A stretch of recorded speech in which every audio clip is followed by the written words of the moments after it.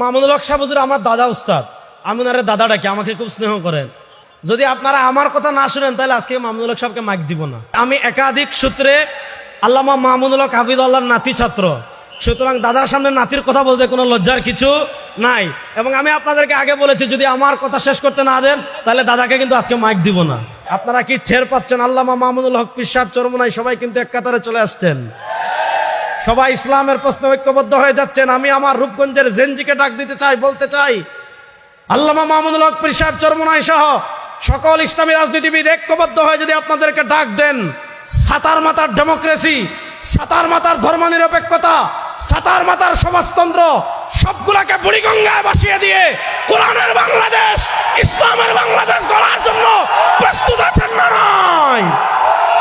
ইসলামের চারটা প্যাটার্ন পৃথিবীতে আছে, মনোযোগ। ইসলামের একটা প্যাটার্ন হলো মাক্কি জীবন, মনোযোগ। ইসলামের একটা প্যাটার্ন হলো মাক্কি জীবন। ইসলামের একটা প্যাটার্ন হলো মদিনার জীবন থেকে শুরু করে 1924 সালের উসমানী খিলাফতের পতনের পর্যন্ত, এরপরে 1924 সাল থেকে 2024 সাল পর্যন্ত, এরপরে 2024 সাল থেকে নিয়ে ইনশাআল্লাহ পৃথিবীতে নতুন আরেকটা পথ চলা ইসলামের শুরু হচ্ছে ইনশাআল্লাহ। আসেন মাক্কি জীবন।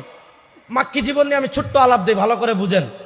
মাক্কি জীবনে আল্লাহ রাসূল সাল্লাল্লাহু আলাইহি ওয়াসাল্লাম যখন প্রাতিষ্ঠানিক নবুয়তের দায়িত্ব পাননি এবং যখন রাসূল সাল্লাল্লাহু আলাইহি ওয়াসাল্লাম আরবে গারে হেরায় ওহী লাভ করার আগে যখন দাওয়াতের কাজ শুরু করেননি, তিনি যখন আরবে জন্মগ্রহণ করেছেন, সে সময়টা ছিল এমন খারাপ সময়, ইতিহাসে সে সময়টাকে বলা হয় মূর্খতার যুগ।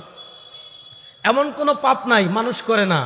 আমরা যেভাবে পানি খাই, মানুষ এভাবে মদ খায়, ঘরে ঘরে সুদ, ঘরে ঘরে জুয়া, ঘরে ঘরে বেবিচার, তারপর ঘরে ঘরে মূর্তি, কাবা ঘরে 360টা মূর্তি, আগুনের পূজা, সূর্যের পূজা, তারকার পূজা, পাথরের পূজা, নেতার পূজা। হ্যাঁ, এমন কোনো পূজা নাই মানুষ করে না। এভাবে সারা দুনিয়া শিরকে ডুবে আছে, কুফরে ডুবে আছে, অন্ধকারে ডুবে আছে, মূর্খতায় ডুবে আছে।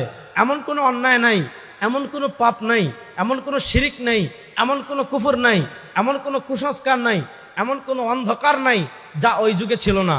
যে কারণে ওই যুগকে বলা হয় মূর্খতার যুগ, ওই যুগকে বলা হয় জাহিলিয়তের যুগ।